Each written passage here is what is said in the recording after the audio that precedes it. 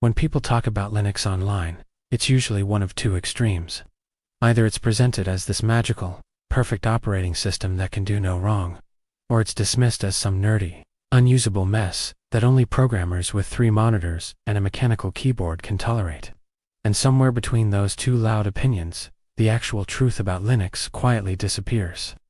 So today, I want to slow things down and talk honestly about Linux, not as a fanboy, not as a hater, but as someone who has actually used it daily, broken it, fixed it, loved it, and sometimes wanted to throw the laptop out the window.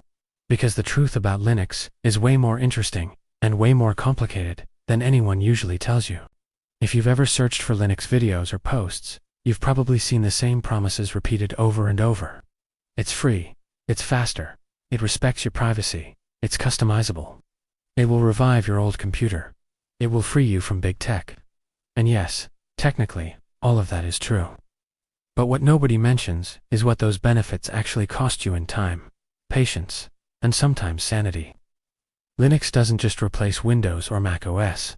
It changes the way you think about your computer. And that change is not always comfortable. The first truth that almost nobody mentions is that Linux is not one thing. When someone says Linux, they make it sound like a single product, like Windows 11 or macOS Sonoma.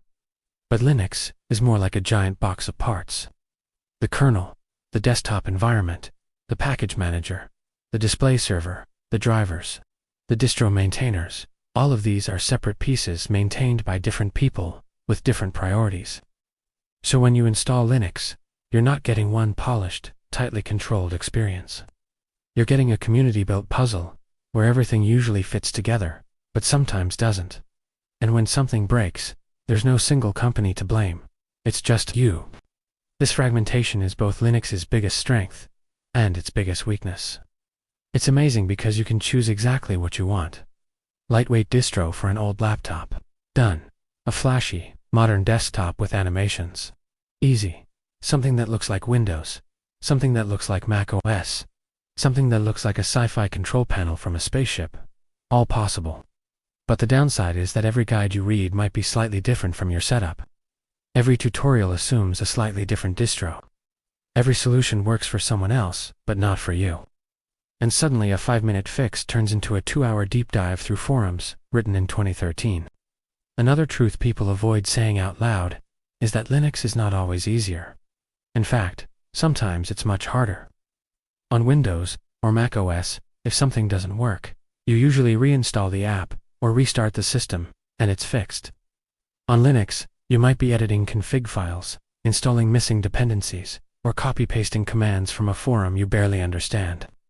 You feel like a hacker, which is cool at first, but it also means you're acting as your own IT department.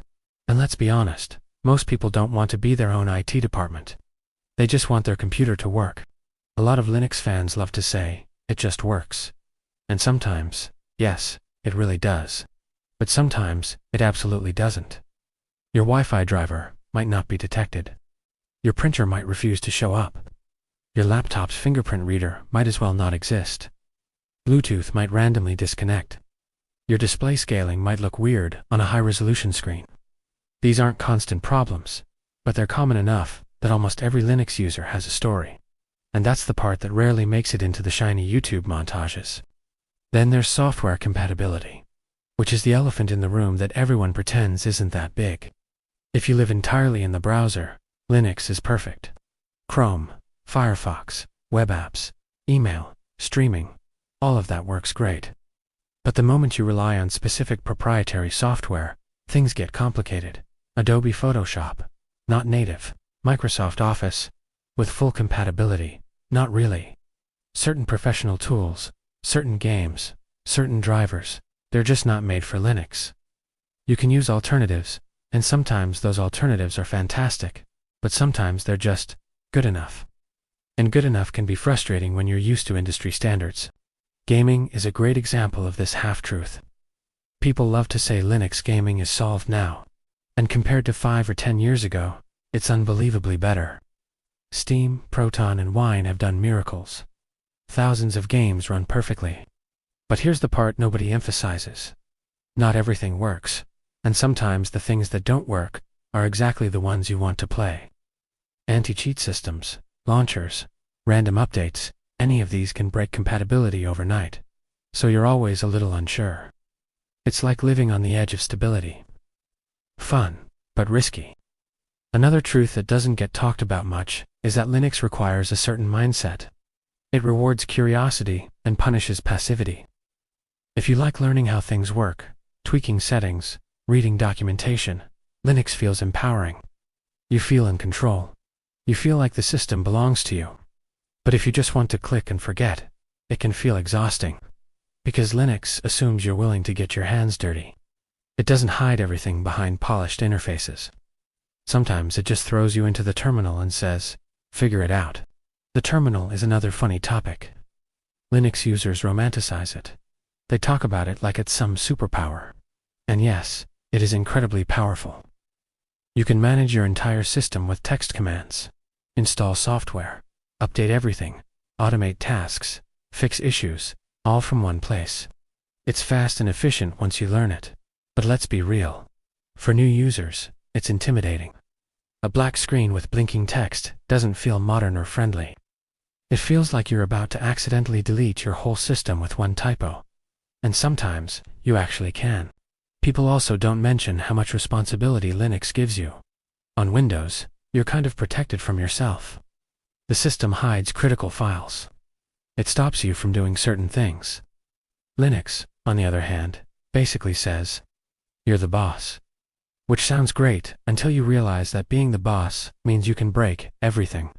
One wrong command with sudo, one badly copied line from a tutorial, and suddenly your system doesn't boot. There's a weird mix of freedom and danger that you don't fully appreciate until you've reinstalled your OS at 2 a.m. But here's where things get interesting. All these problems sound terrible, right? So why do people still love Linux so much? Why do they stick with it despite the headaches? That's another truth that's rarely explained properly. It's not just about price or performance. It's about ownership. When you use Linux, your computer actually feels like your computer. No forced updates in the middle of your work. No random ads in the start menu.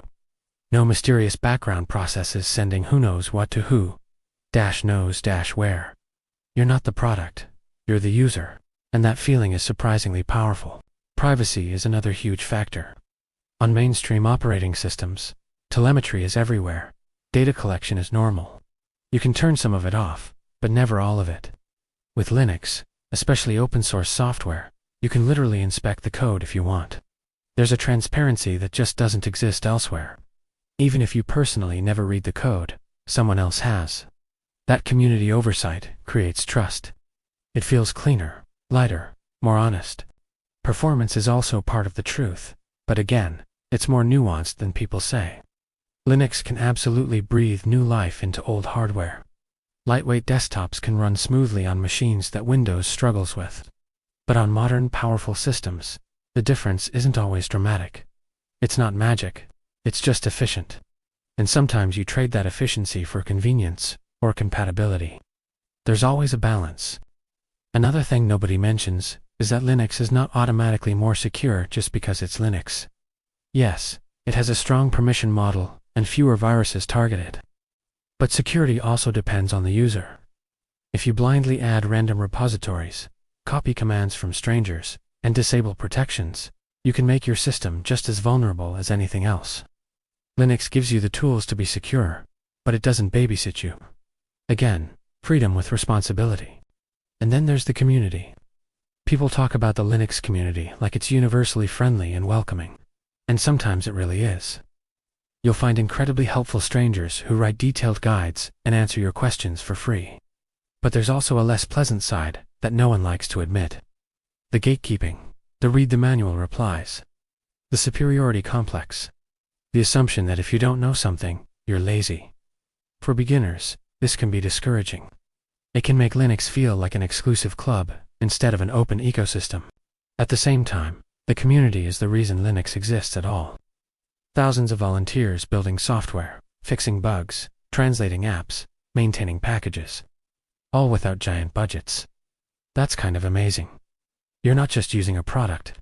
You're benefiting from a massive global collaboration. And when you contribute, even in small ways, You become part of that. It's a very different relationship compared to paying a corporation for a license. Over time, something strange happens when you use Linux long enough. You stop seeing your computer as a sealed appliance and start seeing it as a toolkit. You understand what's running. You know where things are stored. You know how to fix problems instead of just hoping they go away. It makes you more technically literate, more independent. It's frustrating sometimes, but also empowering. And that transformation is probably the biggest truth of all. Linux isn't about being perfect. It's about control. It's about choice. It's about accepting that things might break, but knowing you're allowed to fix them yourself. It's messy, inconsistent, sometimes annoying, but also incredibly flexible. It's like driving a manual car instead of an automatic. More work, yes, but also more engagement. So when someone asks, should I switch to Linux? The honest answer isn't yes or no. It's, what kind of user are you? If you want a system that hides complexity and just works with minimal effort, Windows or macOS might genuinely be better, and there's nothing wrong with that. But if you're curious, if you like tinkering, if you value privacy and control, and learning how things actually work, Linux can feel like coming home. The truth about Linux is that it's not a miracle cure, and it's not a disaster either. It's a trade-off. You trade convenience for control. You trade polish for flexibility. You trade corporate support for community knowledge. And depending on who you are, that trade might be the best decision you ever make, or the most frustrating experiment you ever try.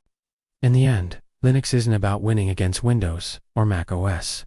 It's not a competition. It's an alternative philosophy. It says your computer should obey you, not the other way around. It says software should be shared, improved, and understood. It says you're capable of more than just clicking icons.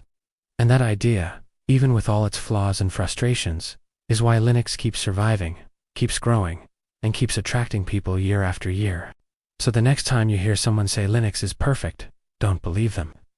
And when someone says it's unusable, don't believe them either. The truth is somewhere in the middle, messy and human and real. And honestly, that truth is what makes Linux so interesting in the first place.